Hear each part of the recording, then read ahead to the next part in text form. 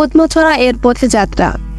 সাদা পাথর থেকে এবার আমাদের গন্তব্য উৎমাছড়া, যা কম পরিচিত হলেও সৌন্দর্যে অতুলনীয়। আল্লাহ যেন এই জায়গাটাকে পরম মমতায় সৃষ্টি করেছেন। পথে চলতে চলতে দেখতে পাচ্ছি গ্রামের সবুজ মাঠ আর ভারতের পাহাড়ের সারি। মনে হচ্ছে প্রকৃতি আমাদের আলিঙ্গন করছে, যদিও রাস্তাটা বেশ ভাঙা আর দুর্গম। আমরা পাথর ঘেরা পথে ধরে এগিয়ে যাচ্ছি আসল সৌন্দর্য উপভোগ করার জন্য।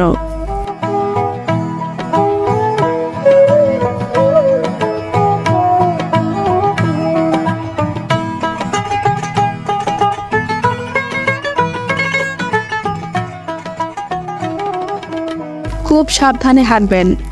পথটা খানিকটা কষ্টকর ছিল, কিন্তু চারপাশের প্রকৃতি যেন সব কষ্ট ভুলিয়ে দিয়েছে। পথে প্রায় কেউ নেই, তাই আমি আপনাদেরকে পরামর্শ দেব গ্রুপে ভ্রমণ করবেন। বাংলাদেশের সীমান্তবর্তী অঞ্চলের এক অপূর্ব সৌন্দর্য হল উৎমাছড়া।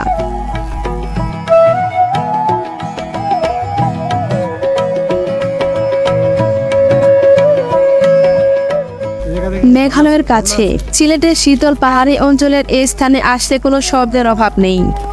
এখানে প্রকৃতির কথাই চলে একান্তই ভাষাহীনভাবে, তবে একেবারে সজীব ও গভীর। যাদের হৃদয়ে প্রকৃতির প্রতি ভালোবাসা রয়েছে, তাদের জন্য উৎমাছড়া যেন এক স্বর্গীয় অভয়াশ্রম। পাথরের ওপর খাকা সাদা জলধারা বয়ে চলে, যার নিচে খুঁজে পাওয়া যায় এক গভীর শান্তি অনুভূতি।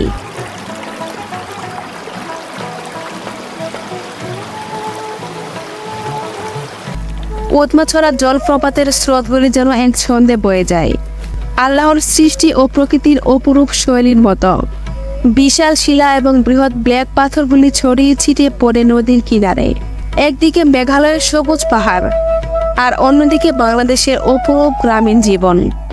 দুইয়ের মাঝামাঝি দিয়ে চলে যাওয়া উৎমাছড়ার পাথরের পথ যেন এই জায়গাটি সৃষ্টির রূপান্তরের সাক্ষী, যেখানে পৃথিবী ও আকাশের মধ্যে এক রহস্যময় সম্পর্ক গড়ে ওঠে।